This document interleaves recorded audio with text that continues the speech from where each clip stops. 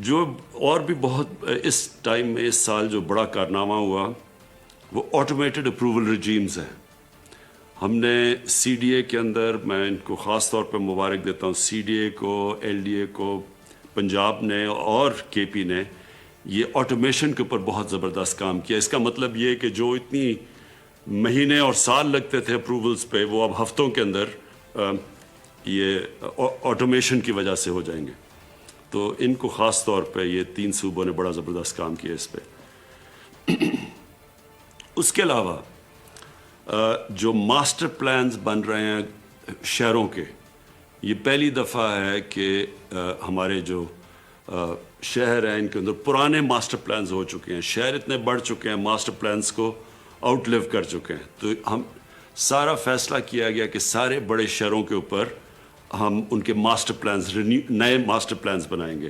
یہ اس لیے بھی ضروری ہے کہ شہر پھیلتے جا رہے ہیں اور فوڈ سیکیورٹی کا آگے پاکستان کو بہت بڑا پرابلم آ سکتا ہے، کیونکہ جو ہم نے جس پہ ایگریکلچر آؤٹ پٹ، جو ایگریکلچر کے لیے زمینیں ہیں وہ کم ہوتی جا رہی ہیں. تو اس لیے ماسٹر پلانز روکنے کے لیے شہروں کا پھیلنے کا یہ بھی بہت ضروری ہے. اور شہروں کے اندر بھی ان کو امیونٹیز پرووائڈ کرنے کا، سیوریج سسٹم اور پانی، یہ تب ہی ہوگا جب شہروں کی ماسٹر پلانز بنیں گے.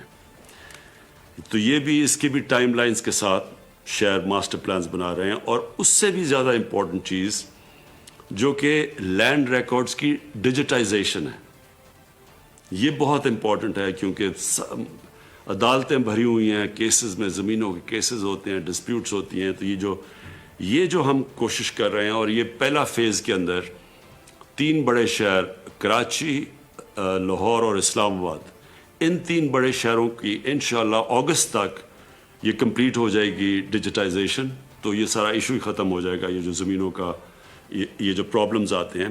اور سارے گورنمنٹ لینڈز کی، جتنے بھی گورنمنٹ کی زمینیں ہیں، ان کی ڈیجیٹائزیشن اس لیے ضروری ہے کیونکہ یہ ڈیڈ کیپٹل پڑا ہوا ہے.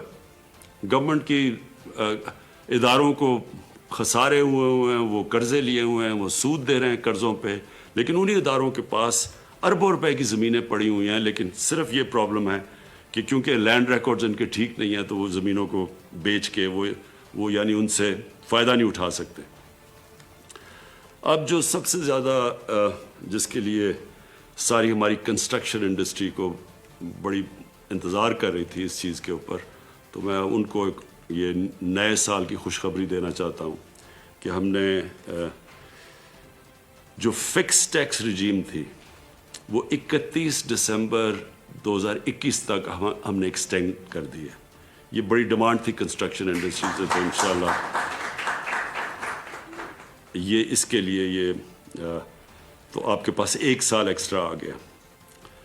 دوسرا جو ایک اور ایگزیمپشن جس کو سیکشن 111 کہتے ہیں، جو disclosing the source of income of investment, یعنی جو آپ جب انویسٹ کرتے ہیں پراپرٹیز میں، اس کی ہم نے ایکسٹینشن 30 جون 2021 تک کر دی ہے. پھر جو پروجیکٹس کی کمپلیشن ہونی تھی 30 سپٹمبر 2023، اس کو 1 سال مزید اور ایکسٹینڈ کر دیا. پھر چوتھی چیز جو exemption for disclosing source of investment for buyers, جو خریدار جن کو ڈسکلوز کرنا پڑتا تھا سورس آف انکم، اس کو بھی ہم نے 31 مارچ 2023 تک ایکسٹینشن دے دی ہے. تو یہ مجھے پتہ ہے کہ ہم نے یہ ہماری جو کنسٹرکشن انڈسٹری تھی اس کو مسئلہ پڑا ہوا تھا، کیونکہ جب ہم نے انسینٹو پیکج دیا، کووڈ کی وہ پیک تھی، وہ پیکج کو ٹائم لگا لوگوں کو ابزارب کرتے ہوئے، تو وہ ہم 3-4 مہینے نکل گئے. تو اصل میں بڑی ڈیمانڈ تھی کنسٹرکشن انڈسٹری سے کہ ہمیں ٹائم نہیں ملا تو اس کو ایکسٹینڈ کیا جائے. تو اس لیے میں آپ سب کو یہ خوشخبری دے رہا ہوں کہ وہ ایکسٹینشن ہو چکی ہے.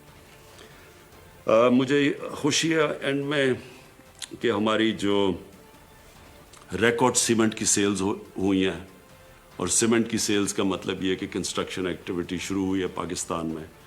اور یہ کنسٹرکشن ایکٹیویٹی کا سب سے بڑا فائدہ یہ ہوا کہ ہم نے سب سے پہلے کنسٹرکشن کی जो अप्रैल 20 तब सारी दुनिया में बंद थी कंस्ट्रक्शन, हम पहला वो मुल्क थे जिन्होंने फैसला किया था अपनी कंस्ट्रक्शन को कोरोना के लॉकडाउन के बावजूद खोलने का। तो उसका ये फ़ायदा हुआ है कि हमारे लोगों को जो बड़े दुनिया मसला हिंदुस्तान में बहुत मुश्किल हालात है, उनकी इकॉनमी ने बड़ा सफ़र किया है, और भी मुल्कों के अंदर लॉकडाउन की वजह से जो बुरे असरात इकॉनमी पे आए, अल्लाह का शुक्र है कि हमने कंस्ट्रक्शन को जल्दी खोलने की वजह से हमारी जो नेगेटिव, जो मनफी इम्पैक्ट पड़ना था इकॉनमी में, वो नहीं पड़ा। और हमें उतना बुरा हालात तो सबको, सारे दुनिया ने कोरोना की और लॉकडाउन की वजह से नुकसान हुआ। पाकिस्तान में भी ख़ास तौर पे सर्विस इंडस्ट्री में बड़ा नुकसान हुआ, लेकिन शुक्र है कि ये कंस्ट्रक्शन एक ऐसी, इसको खोलने से पाकिस्तान बाकी दुनिया से बहुत बेहतर निकला है कोरोना की क्राइसिस से। तो एक तो ये, और ये इंडिकेशन अब स्टील पे भी है, और इसके ऊपर भी अब हमने आज डिस्कस करेंगे बात, क्योंकि सरिया की कीमतें बढ़नी शुरू हो गई हैं और शॉर्टेजेस आनी शुरू हो गई हैं। इसका जो कंस्ट्रक्शन की एक्टिविटी शुरू, इसके बाद हम बाद में डिस्कस करेंगे कि इसको हमने कैसे ओवरकम करना है।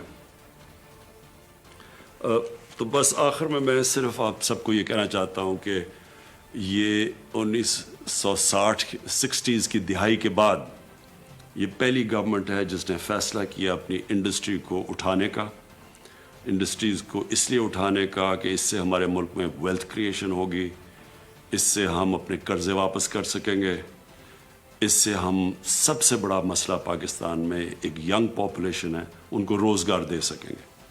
तो कंस्ट्रक्शन को हम पूरा बैक करेंगे। मैं फिर आप अपनी कमिटमेंट रख रहा हूँ, जिसकी वजह से हमने आपको ये एक्सटेंशंस दिए हैं इंसेंटिव्स में, लेकिन आगे भी मैं ये कहना चाहता हूँ कि हम आपको पूरा बैक करेंगे, और जितनी भी रुकावटें हैं, जितने भी रेड टेप है रास्ते में कंस्ट्रक्शन इंडस्ट्री की, वो दूर करेंगे।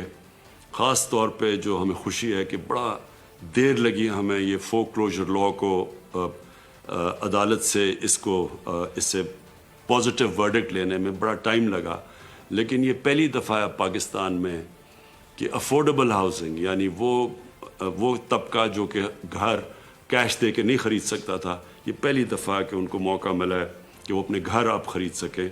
और बैंक्स भी, और मुझे बड़ी खुशी है कि कई बैंक्स बड़ी आगे निकल चुके हैं ये हाउस फाइनेंसिंग के अंदर। हम उनको और बाकी बैंक्स को भी मैं आज ताकीद करूँगा कि ये जो अफोर्डेबल हाउसिंग का जो हमारा प्रोजेक्ट है, इसमें आपने पूरी तरह शिरकत करनी है। शुक्रिया।